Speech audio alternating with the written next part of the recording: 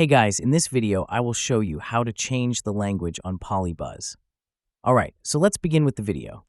First, open the Polybuzz app on your device and tap on the profile icon located at the bottom right corner of the screen. Once you are on the profile page, click on the settings or gear icon at the top right corner.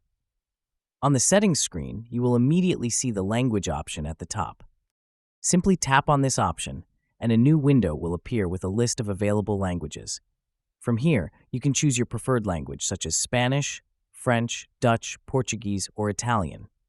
Select the language you want to apply, and the app will instantly update. For example, if I select Spanish, the entire Polybuzz app will switch to Spanish right away. That's it. Your Polybuzz language has now been successfully changed. So that's basically how you can change the language on Polybuzz. So that's all for this video. Consider subscribing if you find it helpful, and I'll catch you in the next one. Thanks.